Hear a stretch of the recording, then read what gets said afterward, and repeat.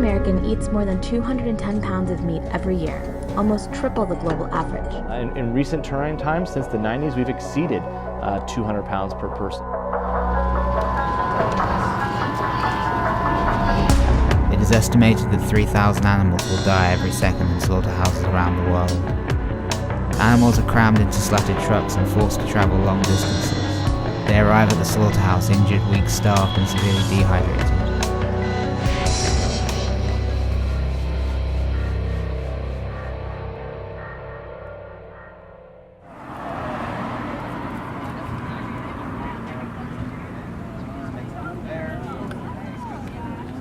The Save movement started with one woman, Anita Kreintz.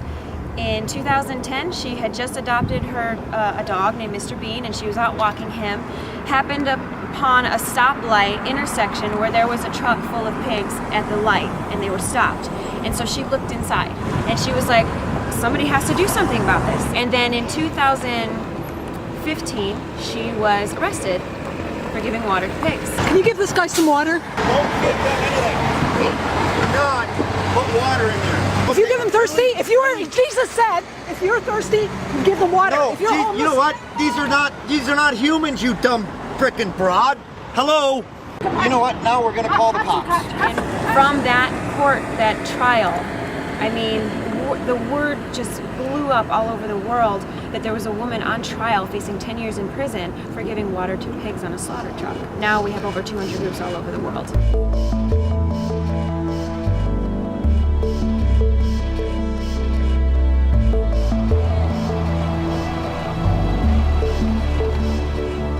Tonight we're here to bear witness to the pigs, and we help them by giving them water and love.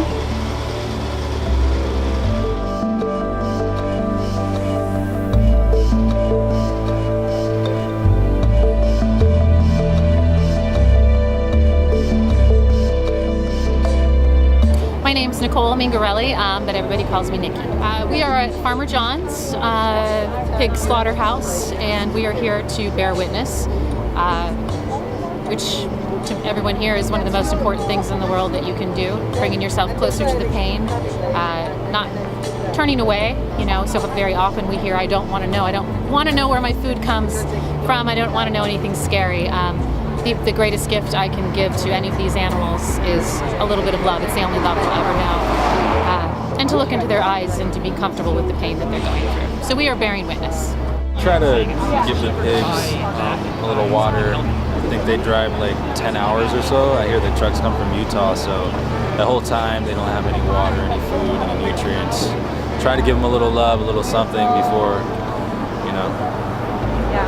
go into their slaughter. So.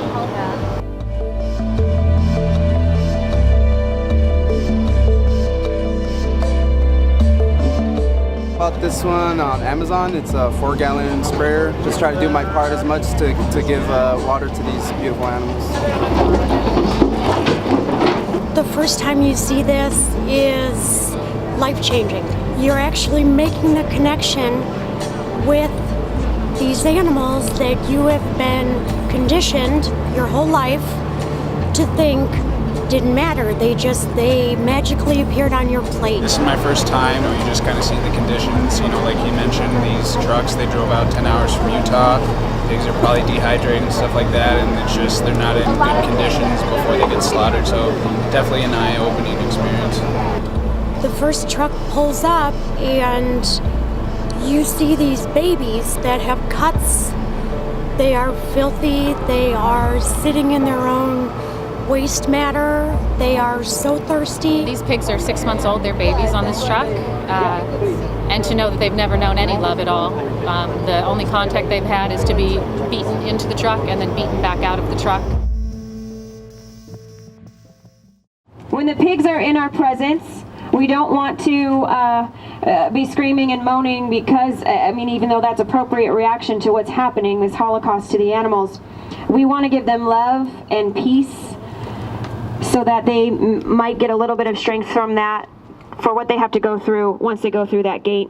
So remember, just calmness, peace, and love for the pigs. And as soon as the truck drives away, feel free to express whatever emotion you may be feeling. And if you're Okay, so there's a truck.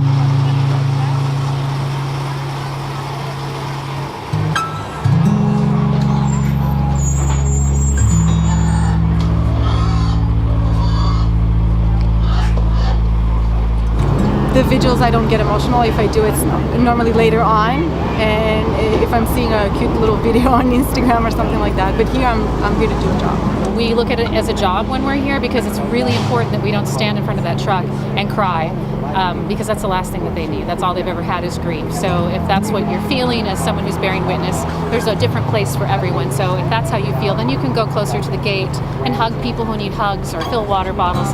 And then when you feel safe again, you can go back to the pigs and give them love. The first few times I came, I was quite emotionally affected by what was going on. I've actually never cried yet being here. I've gotten emotional and felt that deep sorrow for these animals and what they're experiencing. And every time I see those animals and I look them right in the eyes and I see their fear and the sadness and the desperation, the disparity that they're feeling, I feel that, to a degree, and it's hard not to feel empathy for these beings.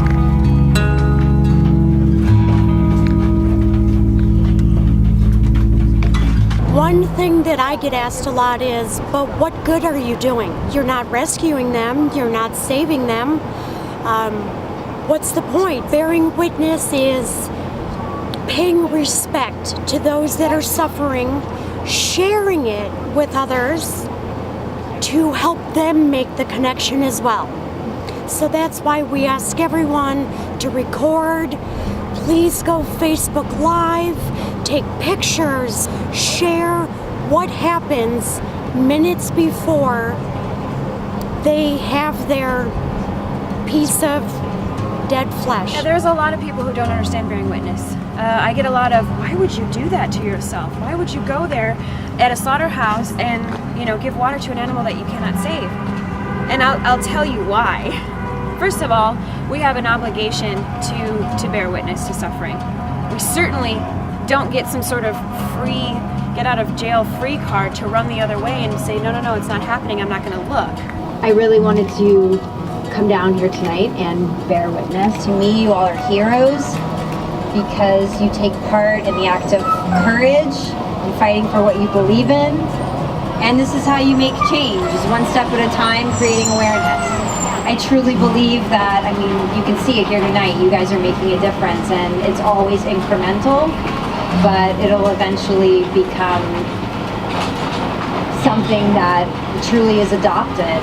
And I think this is really going to open more people's eyes and really stop this process. It's so inane and it's so unnecessary. So I thank you for having me here tonight, just to learn from you.